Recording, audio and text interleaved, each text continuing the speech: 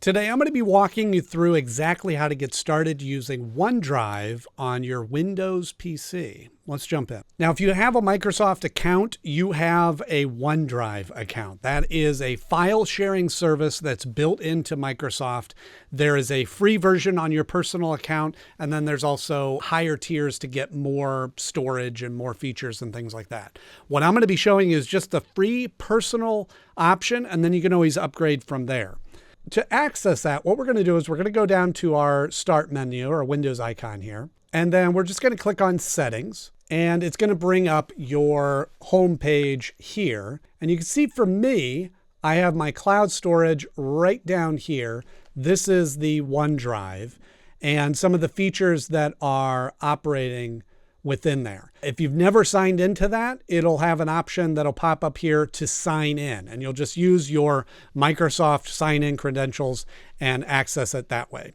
But if you have already signed into it, then we're just going to go down to the search bar and we're going to search for OneDrive, and the app will pop up there and click on it. And then once you're on this page here, you can just click on the OneDrive up in the corner, and it's going to take you to a screen like this.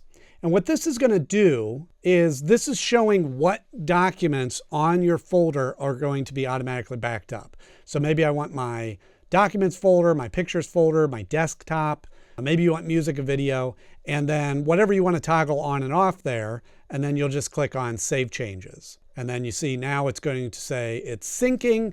And what this does is anything that you put into those folders, it's going to automatically sync with the OneDrive cloud. And now that those files are automatically updating to the cloud, anywhere you are, as long as you're signed into your Microsoft account, you could be able to access those files. So maybe there's documents that you have on there, or photos that you want to be able to store on there. And now you don't have to worry about carrying a flash drive with you or having other devices to store those things. They're always at your fingertips. And by setting up these automatic backups, you don't even have to think about it or upload it to a special drive or anything like that. It's just going to automatically be syncing those. And then we can look at the progress here, and it's always going to be down here in this tray, and it's showing you what is backing up, what's in there, and how that's all going along. So now we can close out of this, and down here in your tray, you can access this at any time. And now what we can do is we can view online, and it's going to open up your web browser, which is at onedrive.live.com. So you can access that from anywhere you need to. And it's going to show you all the files that are uploaded in there. We're looking at a recents view, but you can go to My Files, and it has organized in folders, exactly the same structure that you have on your computer. You can see a recycle bin if anything that you recently deleted. So if you need to access any of your files on the go, this is where you'll go. OneDrive.live.com, sign into your account, and you have access to these files, whether you're on your phone or another computer or anything like that. You can also create or upload files from here and then have that available on your computer as well. So sometimes this is a nice way to transfer if you have like photos or something on your phone and you need to get it onto your computer without having to wire everything up that way. And then obviously you can create new folders and move things around and kind of organize things as you need to. Now, if we go back down here to the settings in your tray, you click on this and it's going to show you the progress as it's updating everything. So that's how we viewed it online. Now, if we go to open folder, this is opening the folder on your computer. So you can see up here, it has the little OneDrive icon and personal, and it shows you this same view of all of the items on your computer as what's in here. Okay, so these are going to mirror each other. You upload something here, it's going to show up here. You upload something here, it's going to show up there. Now let's look at that OneDrive folder again. And what we're going to do this time is we're going to go over to Settings and click on Settings, and it's going to show you the sync and backup. So what we can do here is we can go to Manage Backup, and it's going to give you this view again. It's going to show you all the folders that you can select, and as long as you put things in there, it'll show up on the drive, but you can update that at any time. Okay, let's say, oh, I don't want to sync my desktop. I can turn that off. There's a file that it's updating right now, so it's saying, do you want to do that? I don't. But you can also do your music and videos. Now, sometimes for me, that feels like that ends up being a little bit too much on the storage, so I leave those off. But for you, that may be what you want to do. So you can update what is being backed up at any time. And you can turn on the saving the photos, videos here as well.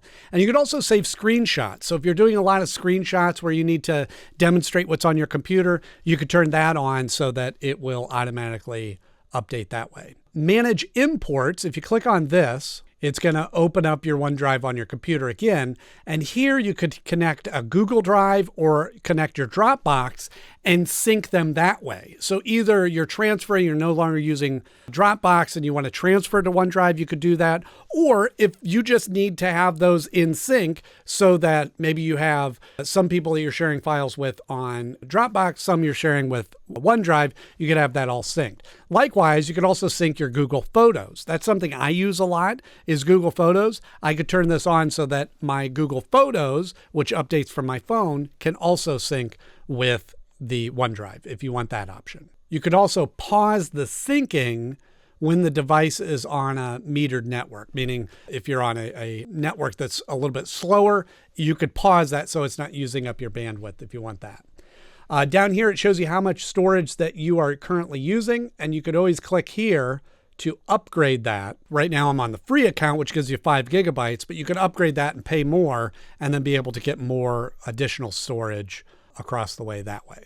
And then down here, you could also download the mobile app. So you could have the mobile app on your phone, and then you don't have to go to the web interface that way. The next thing I'm going to show you is we're going to go over to the notifications.